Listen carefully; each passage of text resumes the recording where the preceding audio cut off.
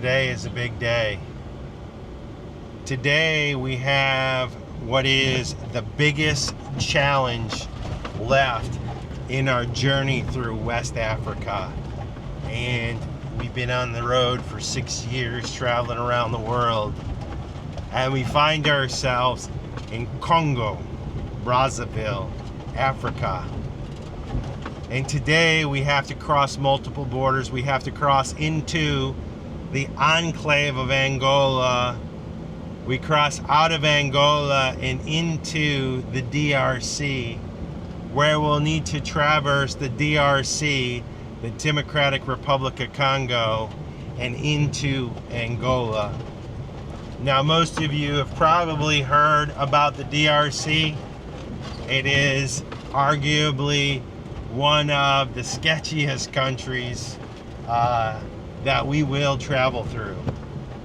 And so we have a lot of ground to cover today. And in this scenario, the best thing to do is to keep moving. But the last time we talked to you, we were rolling into Pointe Noire with mechanical issues. So we're gonna catch up, and then we're gonna take you through the last, most difficult part of the West African Trail.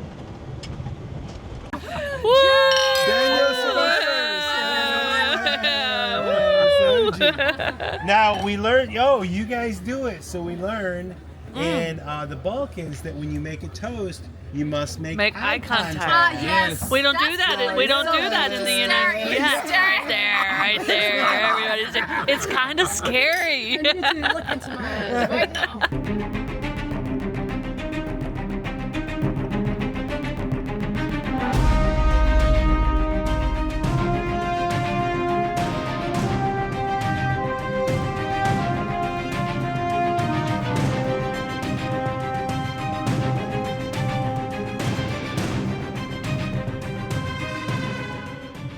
Okay, we're travelers. We traveled in from Cameroon into Congo. We have a visa. We had, obviously we have 30 days, but our visa expires on the 2nd, which is Friday. So in other words, we've only been here, 7 or 8 days. But we had engine problems when we got into Congo. We went to Brazzaville and tried to get them fixed, and we ended up down here in Pointe Noire, which is where we are now.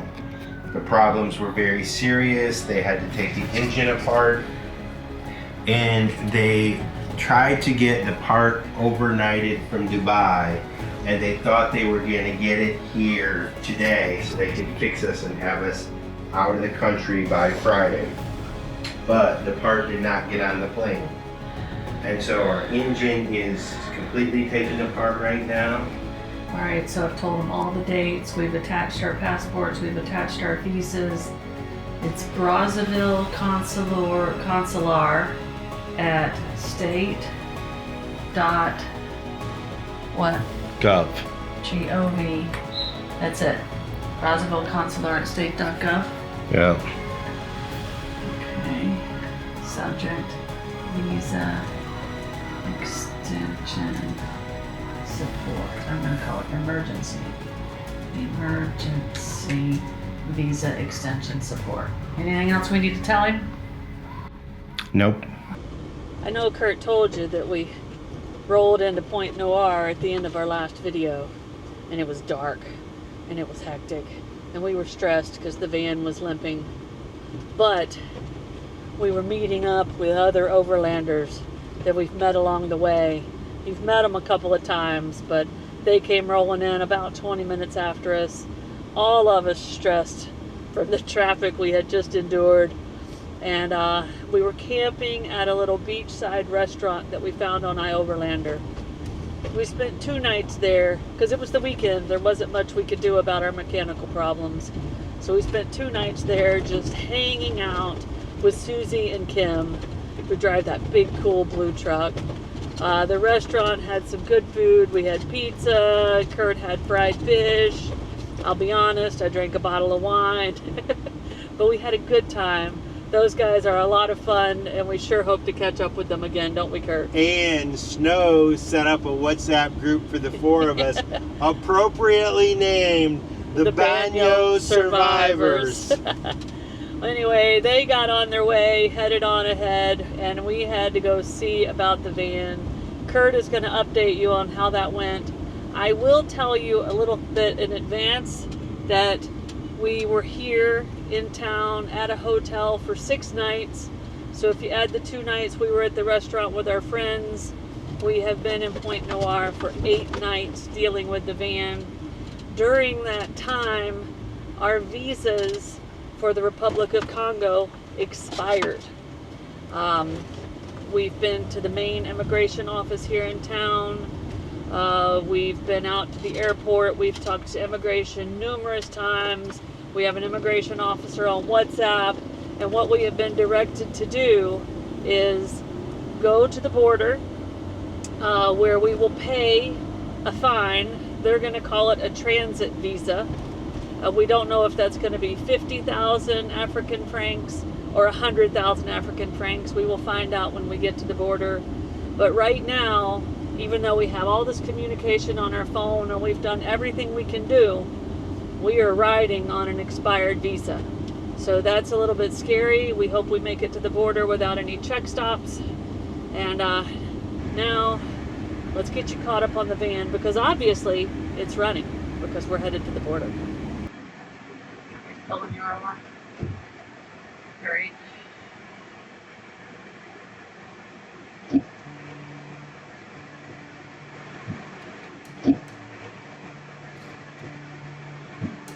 Français, small. Un peu. Et là, tu dois l'assurance. For here or for me? My license. License. Okay. I understand.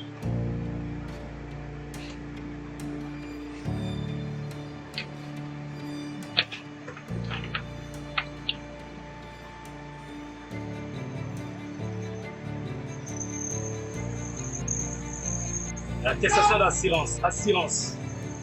Assurance police. Assurance police. I don't understand. Yeah. Vous devrez avoir document véhicule. Oh, Okay. CDT. Understood.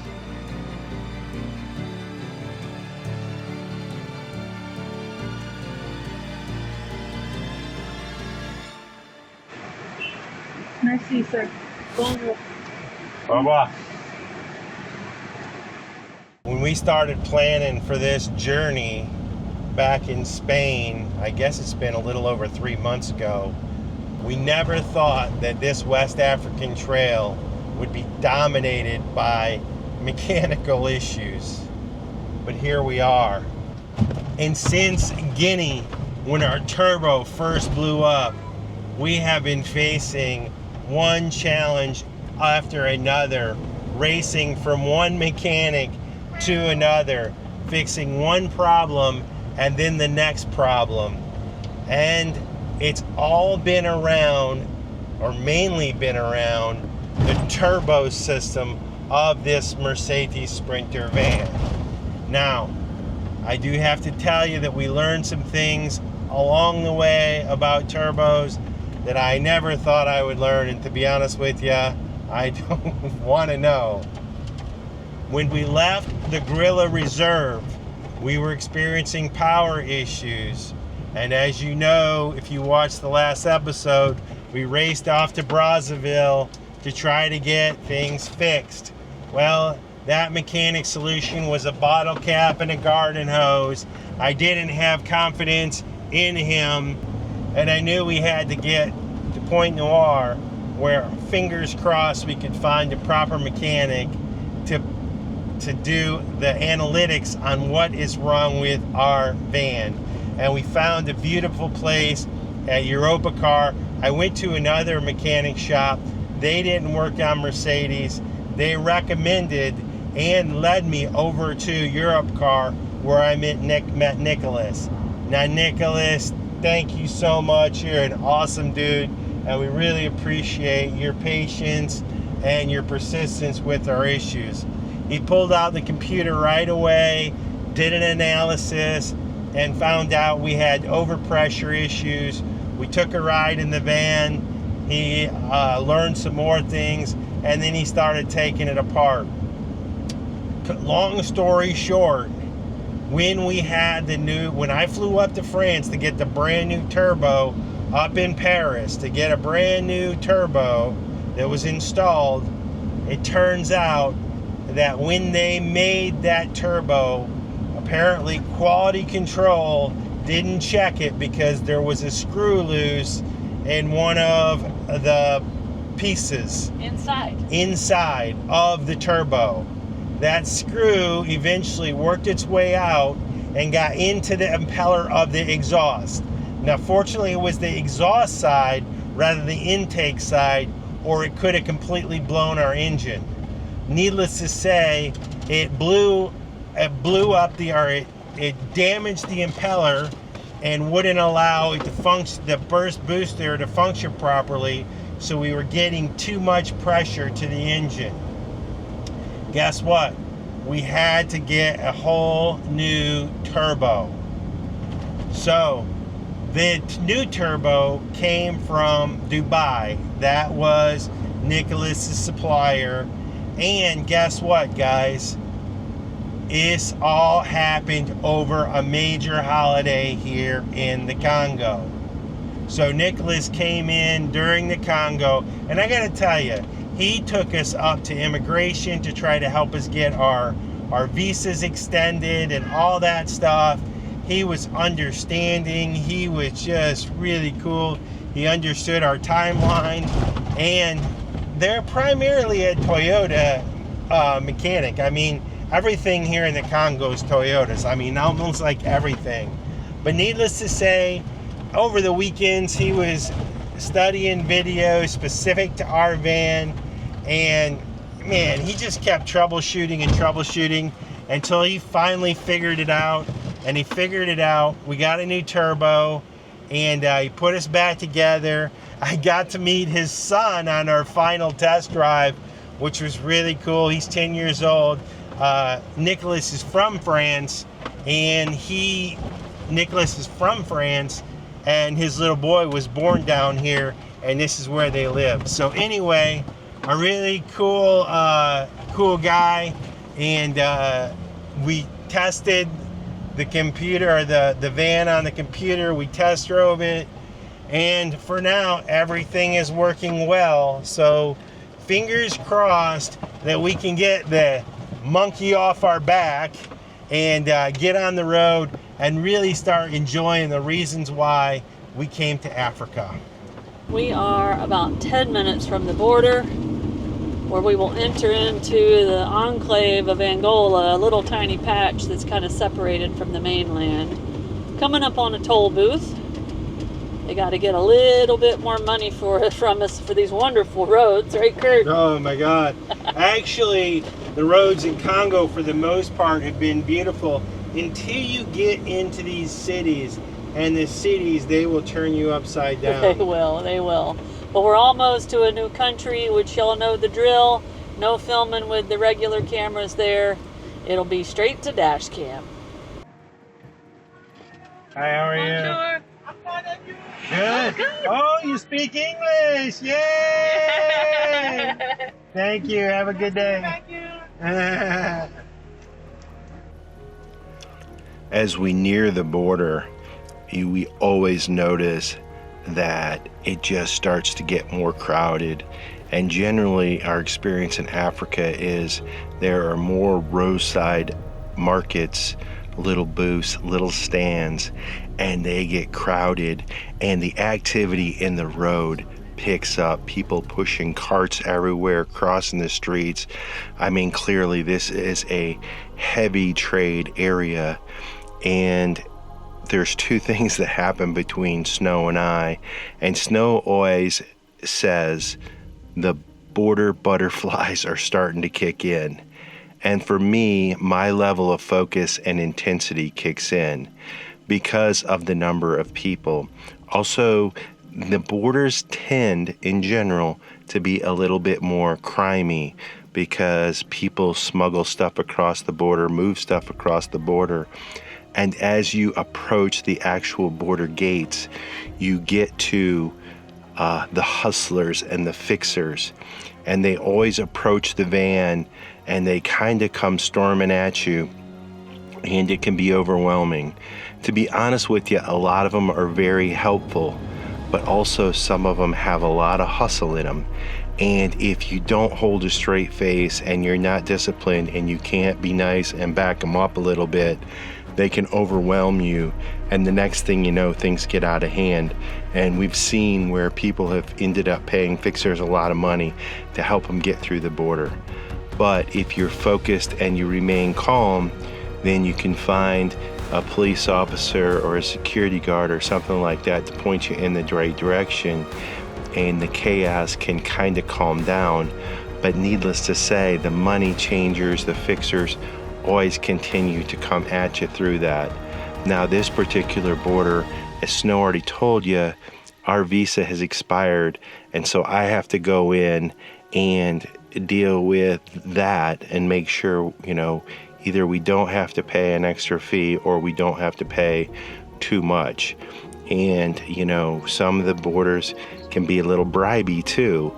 And so we're pretty good about going in prepared, understanding what we need to do, what paperwork we need to have, so that we don't get in a situation where, you know, they can kind of put us in the corner and maybe make us have a bribe.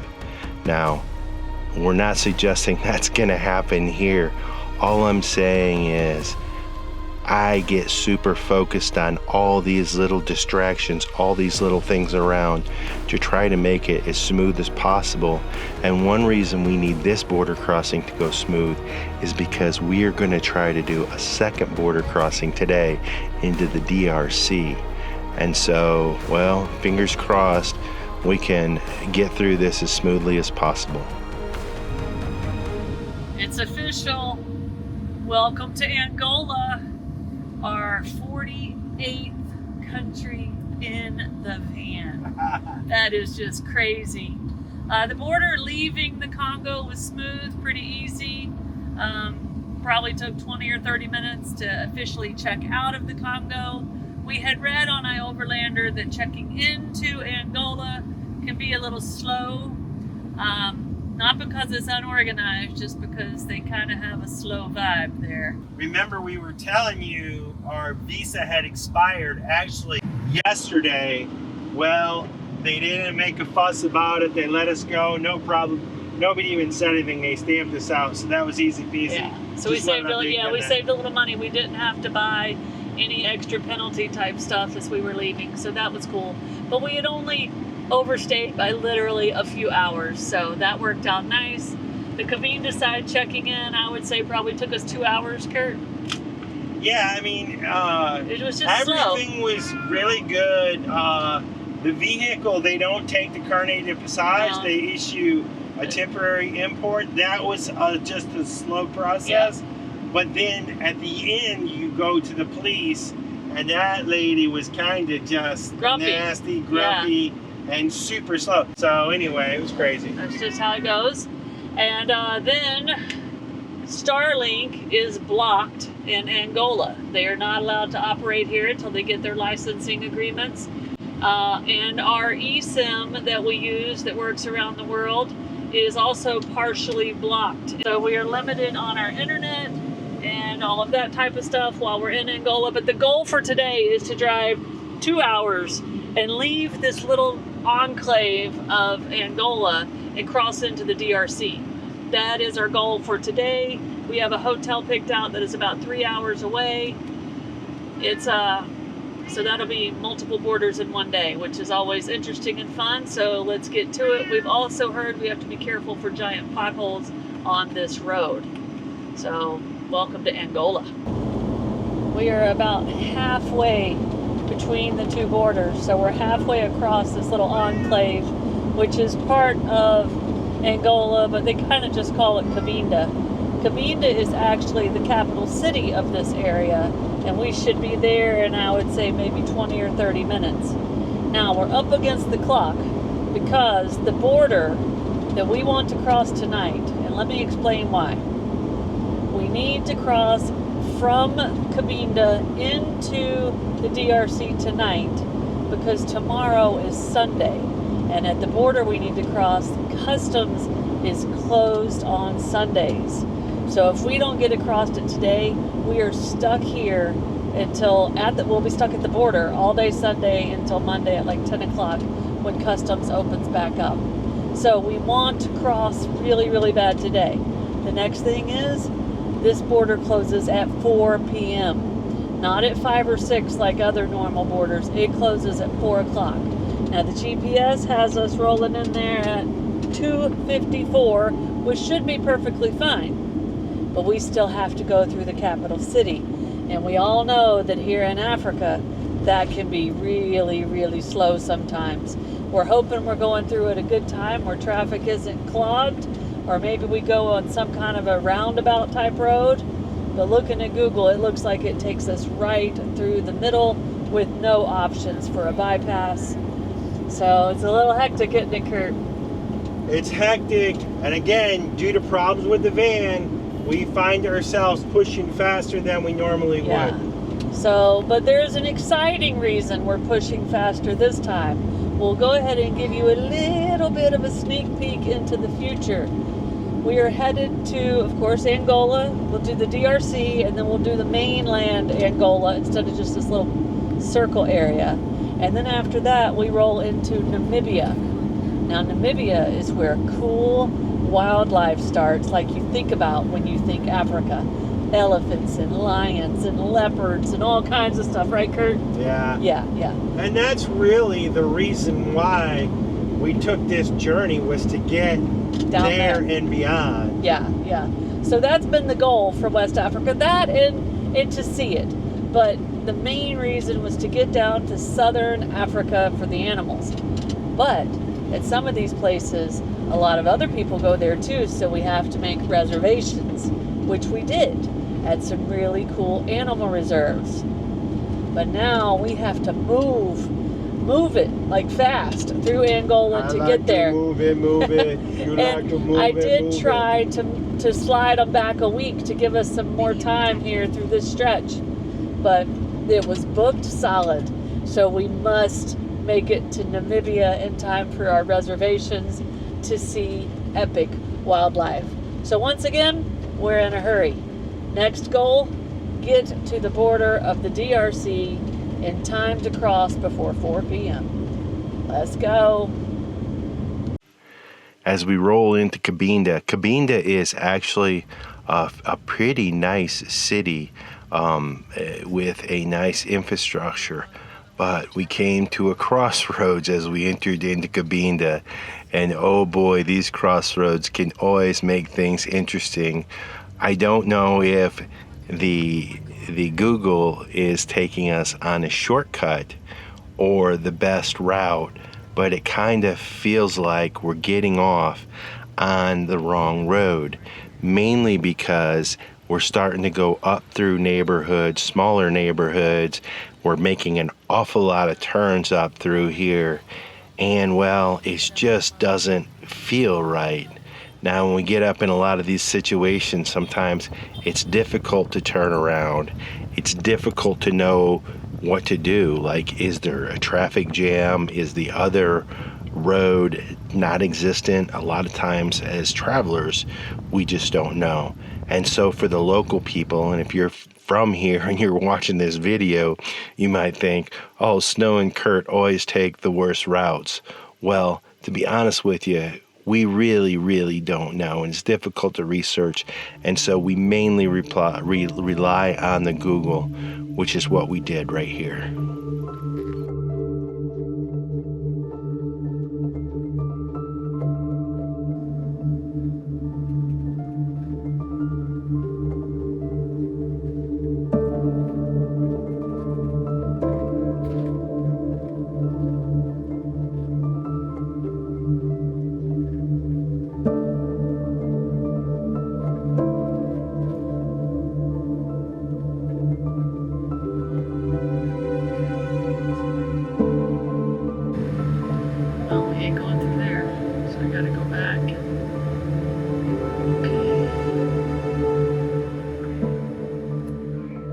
Because there is closed. Yes, That's So why go you. that way or that way? Right here? Okay, thank you. Okay. Okay. Thank you. Lepo lagi. Okay.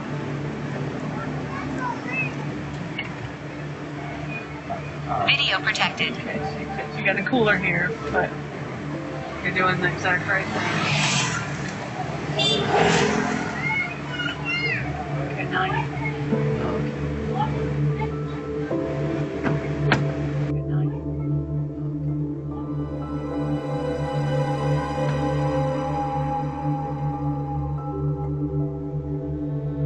Thank you. Go this way.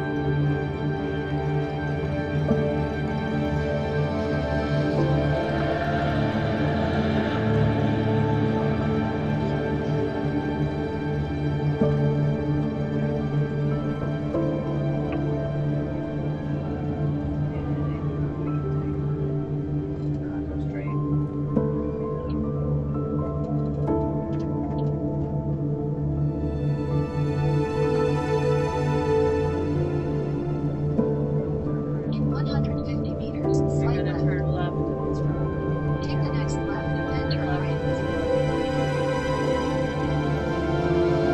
Take the next left.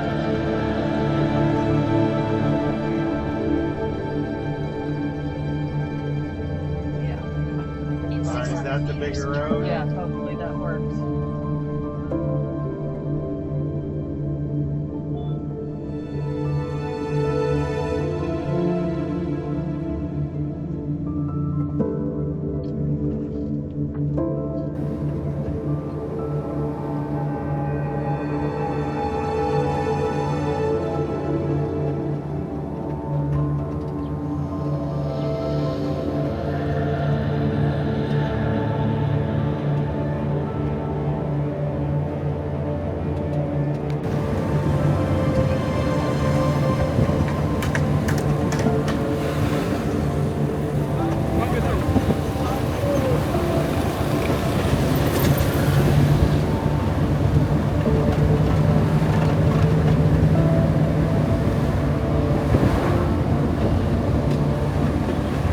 meters, then the roundabout. Take the third exit and stay on Catastrophe as Armadas.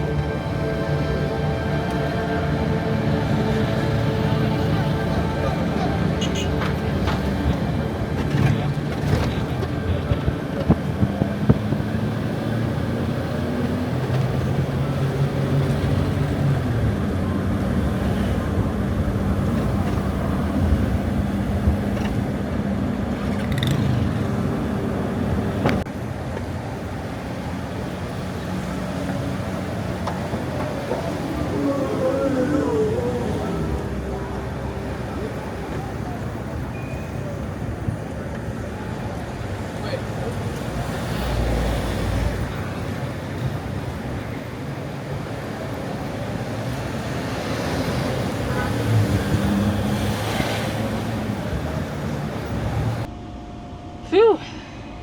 I think that we made it through Cabinda.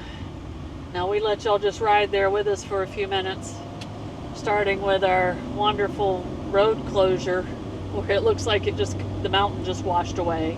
We had to back our way out of there and figure out what to do, all with not having very good internet and limited map connections. So that was fun. Did we tell them we don't have Starlink? I told him. I think I told you. I can't remember. We don't have Starlink. It is blocked in Angola. They don't have the licensing figured out yet. So the courts have made Starlink block any use in Angola. It will be the same in Namibia, which is a big bummer because we've gotten really used to that. But no Starlink in these countries, at least not for now. And so we bought one SIM card at the border, old school style, because our worldwide eSIMs also don't work in Angola. So then we have found out that the connection here, even if you do have a physical SIM card you bought at the border, is very hit or miss. So tonight at our camp in the DRC, if we get it to the border in time, it's still close, we will have to do some map downloading while we have Starlink, won't we, Curt? Yeah. So anyway, that was Cabinda. Welcome to trying to drive a giant van through roads that turned out to be closed in small neighborhoods. But we made it. Curt did an amazing job.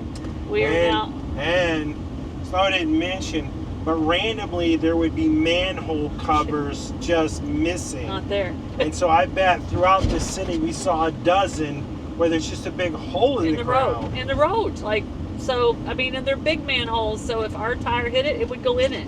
And it would have just ripped the whole... Yeah, it would have just been horrendous. So Curt is stressed. We're almost to the border. Once we get to the other side of the border, we can take a little 10 or 15 minute breather if we want to. Just got to get through that border before it closes, guys. Got to do it. If you like this video, be sure to subscribe to our channel and hit that notification bell so you guys know when we put out new videos. And don't forget, you can always follow us over on Instagram to see what's going on in between videos. Cheers, guys!